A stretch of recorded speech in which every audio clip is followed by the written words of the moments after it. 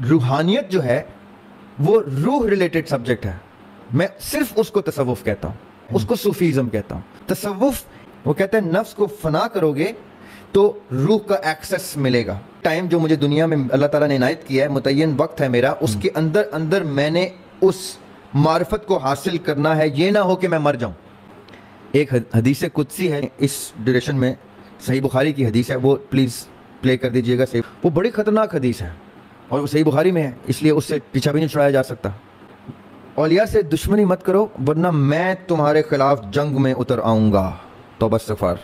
جوش خطابت میں کتنے ہی علماء اولیاء کے بارے میں جب یہ گفتگو کرتے ہیں، جوش خطابت میں جو فیک اولیاء کی گفتگو کو ٹارگٹ کرتے ہوئے اوریجنل اولیاء کو کہیں ٹچ نہ کر جائیں، یہ بڑی تھن لائن ہے. وہ کہتے ہیں جس نے سود لیا وہ اللہ کے خلاف جنگ میں کھڑا ہوا. یہ چھوٹا معاملہ ہے کیونکہ آپ اللہ کے خلاف جنگ میں کھڑے ہو رہے ہیں. اولیاء کے ساتھ اینیموسٹی کی تو اللہ تعالیٰ آپ کے خلاف جنگ میں کھڑے ہو گئے، یہ زیادہ بڑا معاملہ ہے. وہ مجھ سے محبت میں، میرا ولی مجھ سے محبت میں اور میری اتباع میں اتنا مائل ہو جاتا ہے کہ مجھے وہ اتنا پیارا ہو جاتا ہے کہ پھر وہ نہیں سن رہا ہوتا، وہ میں سن رہا ہوتا ہوں. پھر وہ نہیں بول رہا ہوتا، وہ میں بول رہا ہوتا ہوں. پھر یہ اس کے ہاتھ نہیں ہے، وہ میرے ہاتھ ہیں. اس کے پاؤں نہیں ہیں، وہ میرے پاؤں ہیں. یہ تصوف کی تھیوری ہے جو میں بتانے لگا ہوں کہ اللہ تعالیٰ اپنے اولیاء کے تھرو اس حدیث کے مطابق سن رہے ہیں، بول رہے ہیں. ہاتھ میرے ہاتھ ہیں، پاؤں میرے پاؤں ہیں. So it is God himself through the awliya acquiring the taste of everything. اللہ تعالیٰ کہہ رہے ہیں کہ سب کچھ میں اس کو سب کچھ دے دیتا ہوں جو وہ مانگتا ہے. ایک چیز ہے جو دیتے ہوئے مجھے افسوس ہوتا ہے. کیوں؟ کیونکہ وہ چیز اس کو اچھی نہیں لگتی، اور وہ ہے موت. اپنے عشق کی انتہا میں جہاں تک چلا گیا ہے کہ حدیث قدسی اس کو ڈیفینڈ کرنے کے لیے اللہ تعالیٰ جنگ میں اتر آئے ہیں اور کہہ رہے ہیں کہ یہ میں سب کچھ کر رہا ہوں، وہ نہیں کر رہا.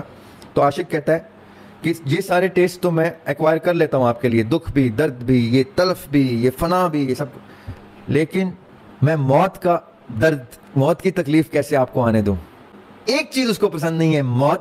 کیونکہ اس لیے نہیں کہ وہ موت سے ڈرتا ہے، اس لیے کیونکہ اب اس کے ہاتھ اور پاؤں اگر رب بن چکے ہیں تو موت کی تکلیف وہ اپنے معشوق کو پہنچانا نہیں چاہ رہا. ریلیٹیبل ایگزامپل دیتا ہوں کہ ایک باپ کو اپنے بچے کا، نعوذ باللہ استغفر اللہ، جنازہ جب اٹھانا پڑتا ہے، تو جب باپ نے بچے کو اٹھایا ہے تو مرن تھی پہلے مر گئے باہو کی سٹیج یہ ہوتی ہے کہ مجھے تو موت سے پہلے موت سے بڑا غم دے دیا جب میں نے اپنے بچے کے لاشے کو اٹھایا. محبت کی انتہا ہے جس پہ حسین علیہ السلام موجود ہیں. یہ وہ محبت کی انتہا ہے کہ میں سب کچھ آپ کو، میرے توسط سے آپ وہ سب کچھ دیکھ لیں، لیکن یہ درد، یہ تکلیف میں آپ کو کیسے دکھاؤں. اٹ موسٹ بتا دیے ہیں جو حسین علیہ السلام کے کیس میں بتائے ہیں.